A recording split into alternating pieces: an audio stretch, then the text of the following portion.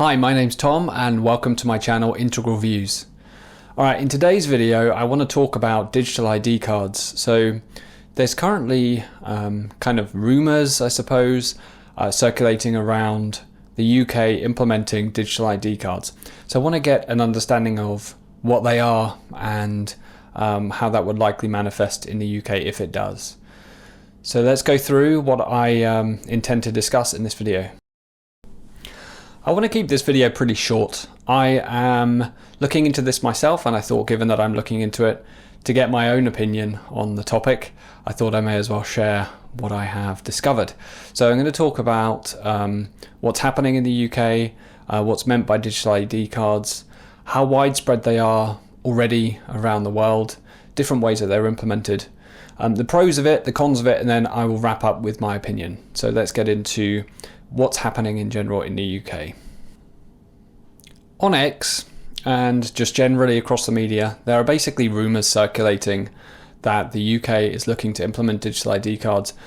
We've actually kind of tried to do this in the past. I think in 2010, Labour tried to do it, but the Labour Party tried to do it, but it never got through.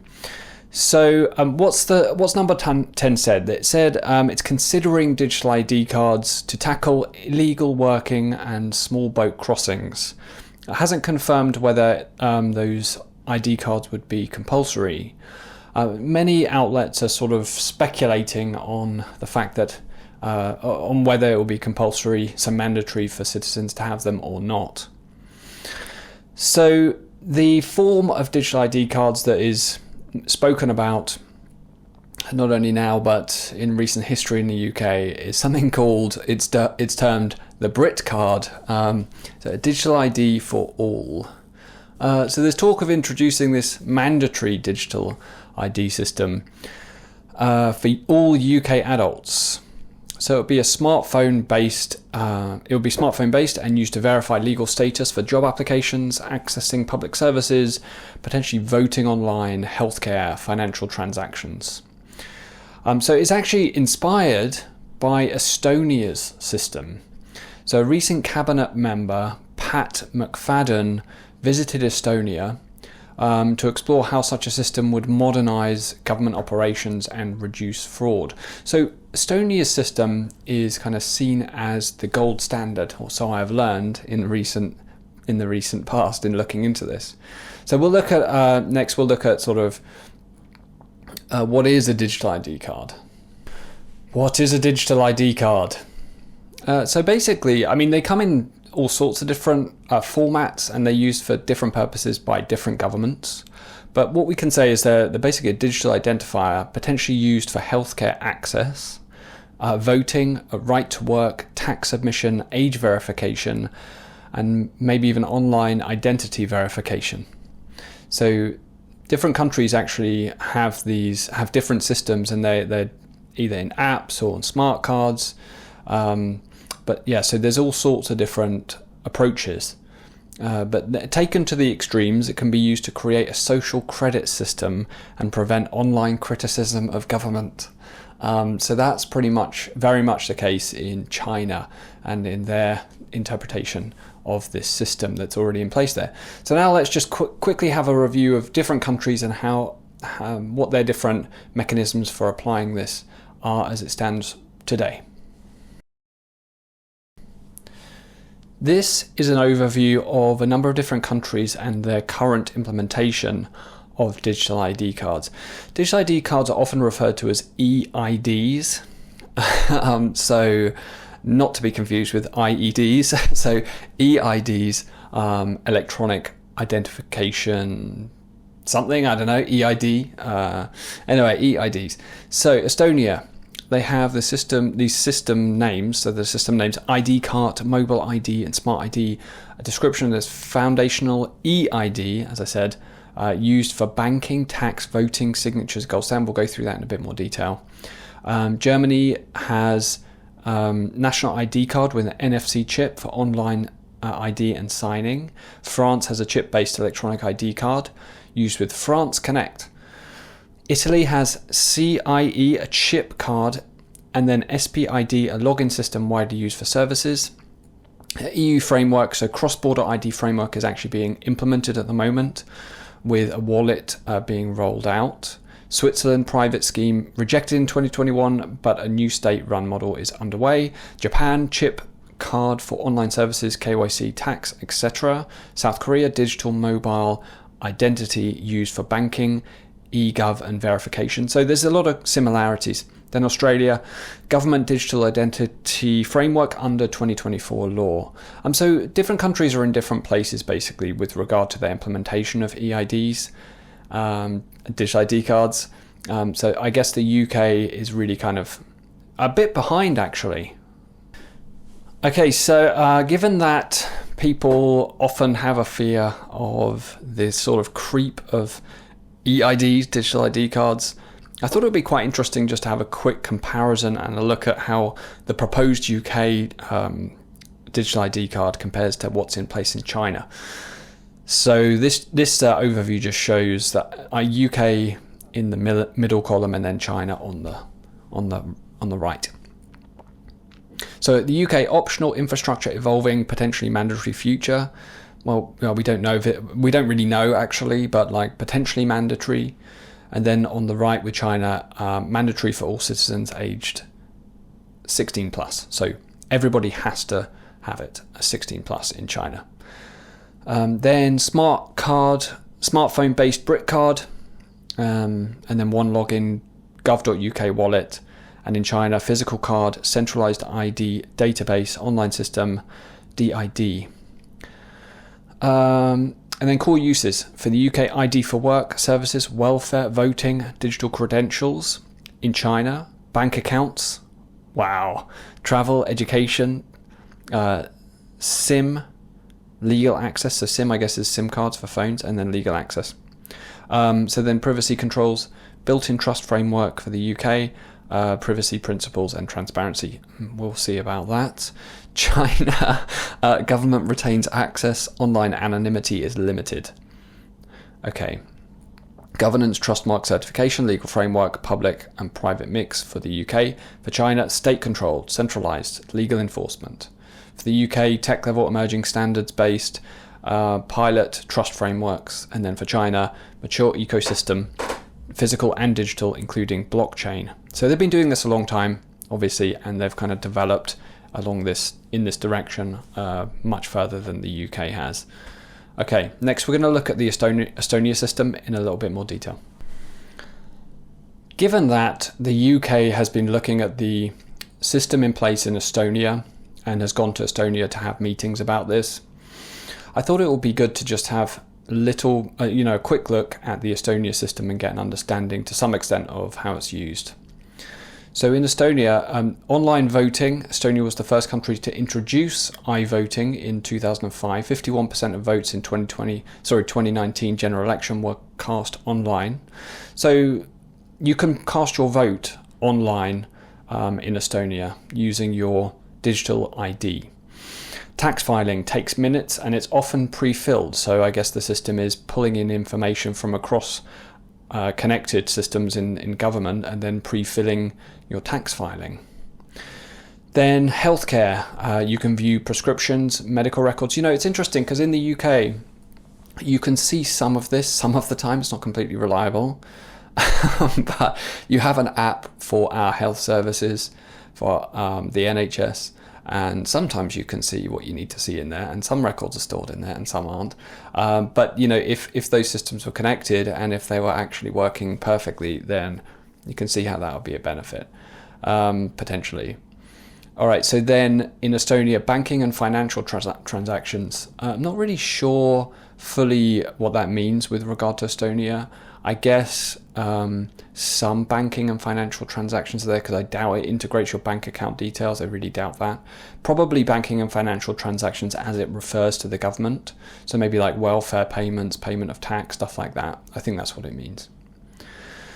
Then business registry, contracts, real estate, even school systems. So you can potentially get information with regard to schooling for your children, business registry that you're connected to, contracts that you have, real estate.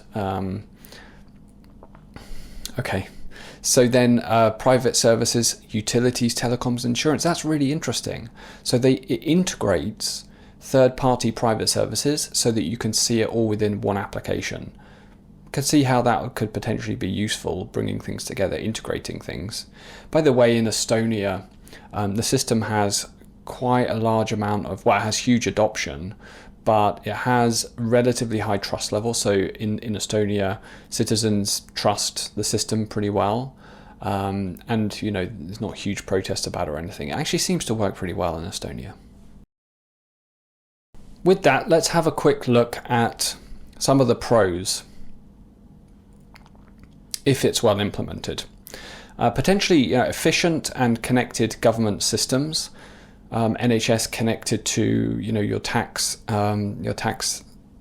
forms and position, all of those government accounts connected together. It's definitely the case that we have this really disconnected, disintegrated experience for people when you do anything basically in relation to the government. All the systems seem to be on their own and not connected at all.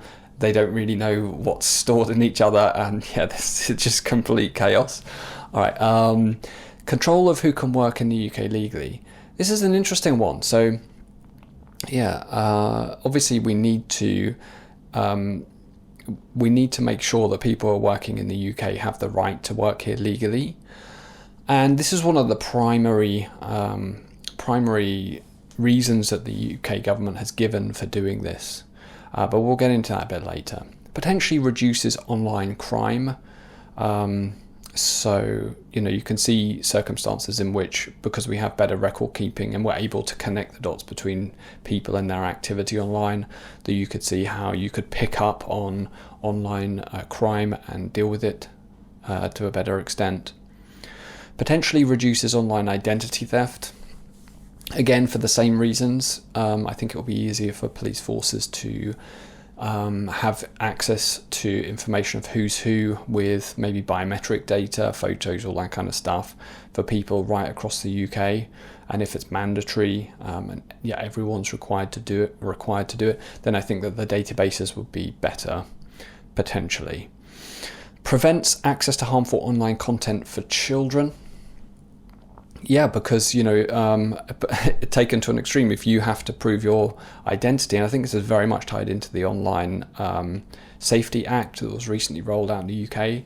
If you had to use this to prove your identity and your age, then you could see a scenario in which children would have lower level of access to harmful content online. So it would allow the government to know who is in the UK. Right now, I'm not convinced whatsoever that the government knows who's in the UK at all. The Home Office has admitted that they've lost track of people. Visas have been overstayed, and we just don't check when people leave or they don't leave because we've refused to implement systems that other countries have. I could go on and on about that, but I won't. So this might solve that problem. You can see a scenario in which it solves that problem. Now let's talk about some of the cons or potential cons. Risk of developing into a social credit system. This is a very serious risk. You can see a scenario in which this system of data gathering, biometrics, online safety, identity verification tied into your bank accounts, tied into basically everything you do, income tax, everything, could be developed into a social credit system. So if you say things the government doesn't like, it could take actions against you using all of this data that would affect every aspect of your life. So could eliminate online anonymity via self-censorship. There's a common thread in all of this. So a lot of the criticisms are along these lines of this system, so they go along these lines. So it could eliminate online anonymity to a greater extent than the Online Safety Act already has. I think that people would be hesitant to express opinions freely and openly to the extent they currently do if they had a sort of ID tied to them for all of their online activity. I think that that's probably where the UK government's heading with this, but I'll go into that a bit later.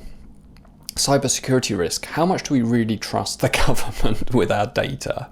The Online Safety Act was a crazy example of this because, not to go into too much detail, but basically the whole thing was completely ill-conceived. Why wouldn't you have a government, like a military-grade government encrypted verification, ID verification database that third-party companies can ping to verify your age, instead of requiring citizens to upload very sensitive personal information to countless websites, many of which are kind of on the not well established, or they are not necessarily all above board. That is a crazy risk to put people, UK citizens in. Cyber risk, shocking that they did that. Really, really idiotic. And in that context, how well do we trust the government to do this? I mean, look at our systems as they exist right now. What we've got right now just isn't working, right? So we're not really at the forefront of technology. Okay, now third-party involvement could be a vector for fraud. I think that whenever you have third parties involved, and I think the government would almost definitely have third-party involvement from private companies coming in to help. Yeah, when you're dealing with such kind of sensitive information, there is that risk of data breaches by those entities or nefarious actions being taken. So that's a risk as well. All right, I'm just going to wrap up next with my opinion on the whole topic. I wanted this video to be pretty quick, just a quick take, as I'm going through the process of really defining my opinion. Of course, I've thought about this in the past. These latest sort of rumours, it really was the opportunity for me to just delve into a bit deeper, get my thoughts a bit clearer on the topic, understand how other countries are doing it. The UK is definitely behind in this regard. A lot of EU countries are further ahead, and not just EU, but even outside of the EU. So I think that you can see that you could consider it us being behind, or you could consider it us just making a choice as a society to not go down that path. But the thing is, overall, my opinion on this whole topic really is it kind of cuts to a deeper issue. It really gets at, do we trust our government? That's really the issue on the table. If you really trust and have full support in your government, and you feel that they act in your best interest and they're doing what you support, then you're more likely to believe that a lot of these things are in the best interests of citizens. I think the fact that there's so much pushback online and just generally is really a sign that British people don't really have that trust in the government. And you can see why I spoke about some of that in my previous video that looked at mass migration. Essentially, the UK population has voted for certain things that are very critical and core throughout the last few decades, and the government has done the exact opposite in really critical and fundamental ways. And then, we had COVID, and a lot of these global institutions like the World Health Organization, sort of implemented or gave advice that was then followed, and people felt like it was like authoritarian action on them by a world entity that has no democratic control mechanisms, which is true. But I'm not going to get into that. Right, so the reality of the context in the UK is that the government is acting increasingly authoritarian. The Online Safety Act is an example of this, and then just this kind of cooling effect on freedom of speech online. It's very clear that the government has, traditionally been reliant on what we'd say traditional media sources like newspapers, but really TV, the BBC, which is a government, it's like a government kind of, it's not a government entity, but socially funded news network that is tied into the UK government through funding. So, essentially, the government previously relied on the narratives being kind of pre-approved and being aligned with what they wanted them to be. There was at least, not like an explicit say this, do this kind of mechanism in place, but certainly there were expectations, and it's frowned upon to say things that don't fit the narrative of the government. And now with the rise of social media, and in particular X, you can really see that there's no, that control mechanism isn't in place. People have potentially a greater degree of expression. They can express their views more directly. So you have the rise of citizen journalists, etc.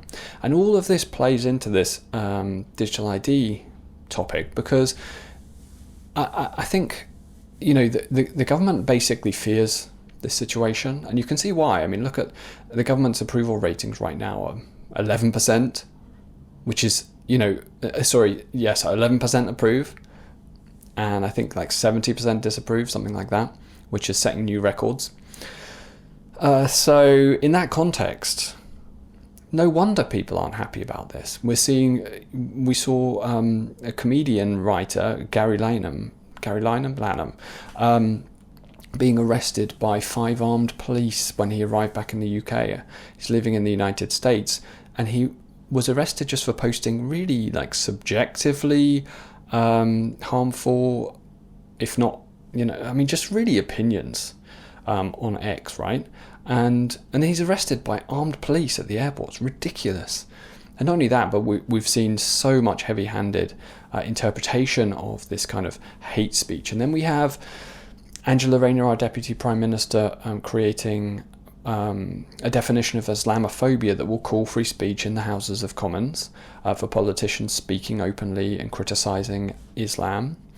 And it's just this constant kind of pressure on free speech in the UK. It's very much the case.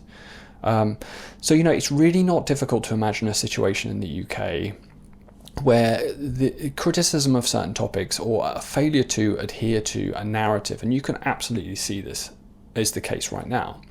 You get cancelled, okay, or you get sort of your reputation is destroyed, and nobody. It's kind of any kind of pushback or disagreement or different opinions, even in this context where people say that they appreciate diversity, but if you provide a diverse opinion, or if you go away from an existing narrative, then it's just not accepted, not tolerated, and increasingly that lack of toleration is expressed within government, within policing.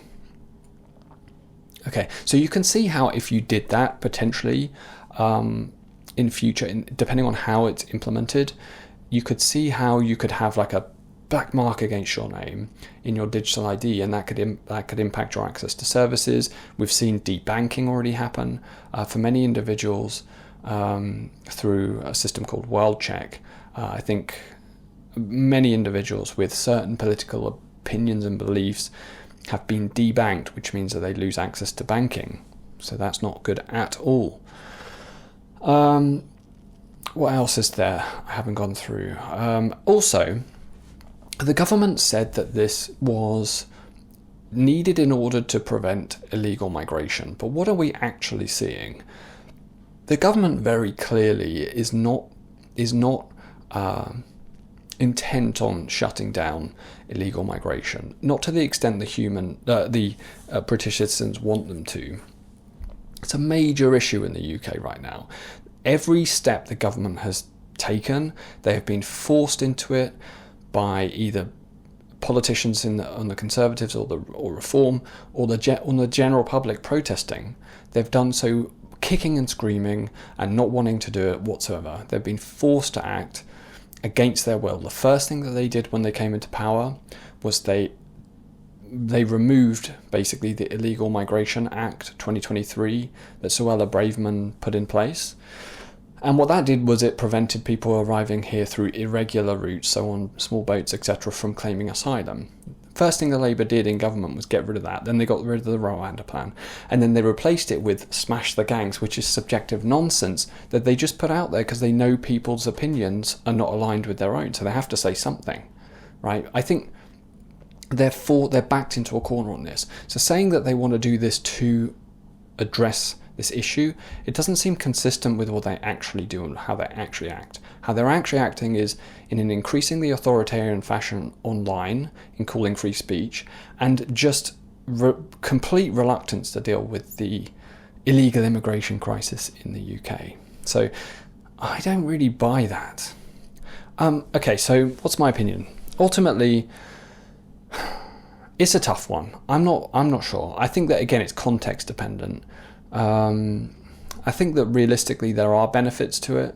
We do have to have better access to data across government in order to improve services and to get an understanding of who's here and then to take action appropriately. So it is correct, but also I can see the really major risks of it. I can see how it can be used, really in really harmful ways. So I'm just divided on it, honestly. I'm not completely one way on it or completely the other. I'm kind of in the middle. I think that what I can say is that my opinion is that the government is basically not telling the full truth about what their intent is. I think their intent really is to get control of the online narrative because they see how that's harming their reputation. I don't think that they're doing this to address illegal immigration, because if they were, they'd have already taken loads of other steps that they haven't taken. So that's my opinion. I think that just like Thanos in Marvel, it is inevitable eventually. And then just like the Borg in Star Trek, resistance is futile. I don't know. We will see how it plays out. Anyway, thanks for watching. Please like and subscribe. Cheers.